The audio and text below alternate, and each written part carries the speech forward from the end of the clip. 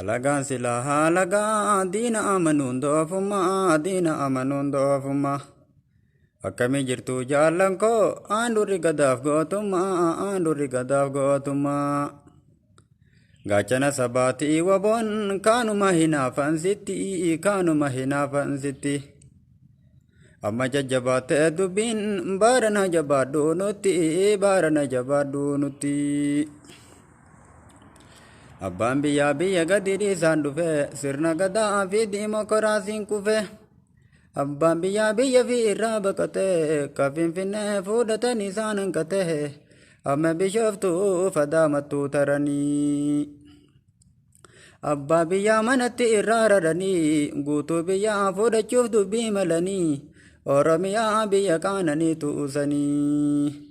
Kenna qabsaa'onni dursanuuf dhaamanii. Daandii qabsoo irratti Oromoo waamanii Oromiyaa tana wala boomsuuf jecha lolatti seenan lubbuu ofii jibbanii. Fincila baalee diddaa gabroomsaa ka'ee Oromiyaa hunda faca'ee wal ga'ee.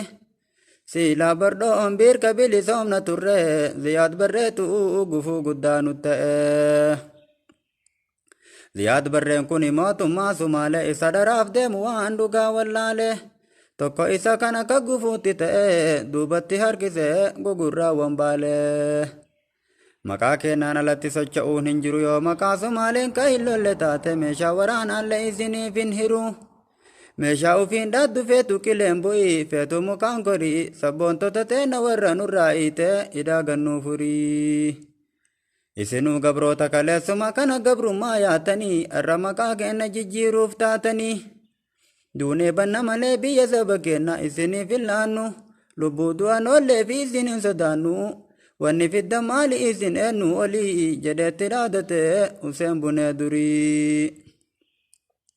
Barabboonni teenna warri haqa ofii falmachuudhaaf kahate ana sirra beekaan cabsee waliin moone walirratti dhumee riqicha nuu ta'e kutaa fi amantaan adda waliin qoonne.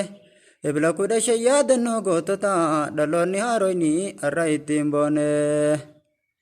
Sabboontonni teenna warri haqa ofii falmachuudhaaf kaate sochiin falma diinaa lama itti taate. Tuun dhaaba naftanyaa habashaadhaan kaate tuun maqaa jijjiira maqaa kennaan lolaan dhiibbaa itti taate. Shirri Ziyaad Barree irraa faffacaate waggaa 5 oliif gootota Oromoo azabaatiin baate. Abdii hin muranne maqaa fi hin jijjiirre biyyan gurguranne rakkoo dhufe hundaa obsumaan dabarte.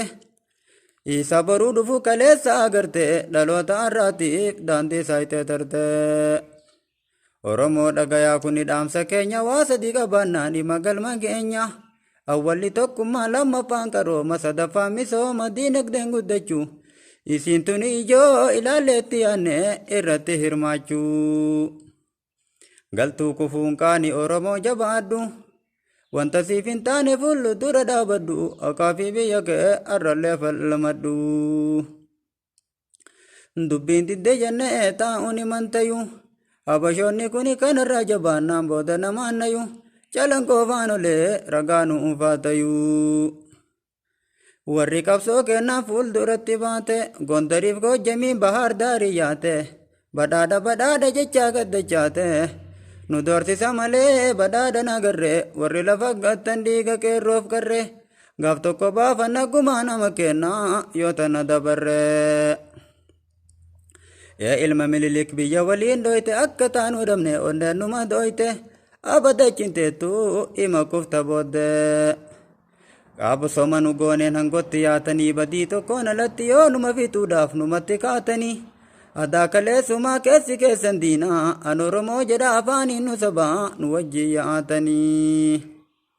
Wanni isin deemtaniif kaayoo abbaa bira isa kalee tare kaddabaa fi shira Minilikiin faa bineensa koofira du'aan geenne maaltu isa kanaan uf dhaadaa tirtira. Wallaalaan silattuu hin qabu madaalaa oma wallaalarraa dhaala.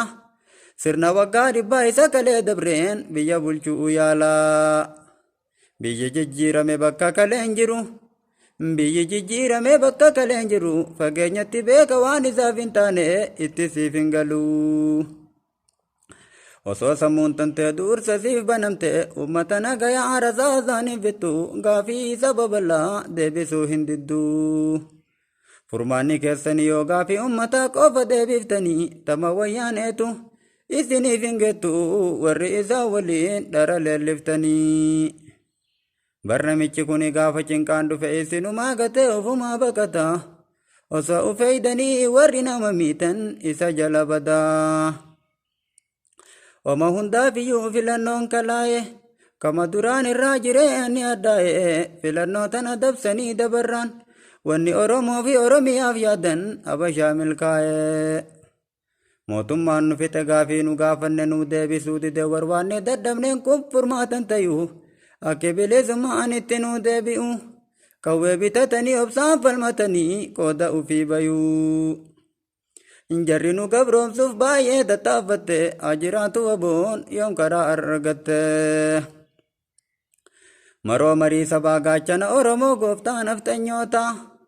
Maroo marii sabaa gaachana Oromoo gooftaa Habashoota. Ani haa jiraatu baganuu jiraatte haftee sanyiin goota.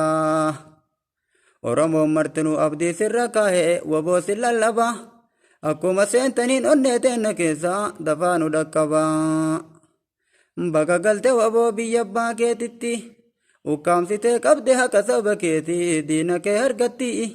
Jalee saba kaaddu jaalattee jibbite jaalmaroof jawaarii qorabbaan bi'iyyatti. Lakkooyneettiin baanu gootota Oromoo kanurraa dhabame. Lakkooyneettiin baanu gootota Oromoo kanurraa dhabame. Warra sabaaf jecha giddiraa dandame bu'aa bayii hedduu waan isa qunname. Murannoodhaan moo'ee lubbuu ofii laate waan sabaa dubbate kaayoon qabsaayota arras galman geenne garaan nu gubate. Kun fedha rabbiiti abbaan itti argame. Kun fedha rabbiiti abbaan itti argame osoo nama lamaa malee amaanaan Oromoo karatti nyaatame. Fedhiin bilxiginnaa jaalmaroof jawaariin harkatti awwaalame. Oromoo jabaadhaa qabsaayota dhugaan falmatan jabeessa. Waboon gaara keessaa diina barbadeessa. Warra beekaa sabaa diina kennaaf laattu garaana bobeessa. Akka teessan irraa duubatti hin deessinaaf falmadhaa jabaadhaa. Dhaabbotiin siyaasaa sarka wal qabadhaa. Dhaamsi kiyya kanaa asuma dhaabadhaa. Kutaan kiyya baale aanaan koo gaasaraa. Warra jibban beeyne gammachuuf jaalalaa. Akkam nagaa jirtu ilmaan biyya maraa. Gandi koo ite yoo gosaa adamoonye warra sana gurre walii isan daaboo kawayyoo ma'an bullee. Warra baara baalee walitti kalooyna isa dubbii dide ka sharrii nu fide du'aa hin kennamaa takkaan mataa dhoyna. Gabroota rabbiiti walii baay'anna rabbiif gadi jenne kanaaf kabajamna. Taarika jira ka seenaa dhagahe warra rabbiif ta'anaan rabbi isaaniif tahe. Ahmad Ismail sachi keessa bahe nagayaan naa tura waan irraaf qabadde isin bira hangahe.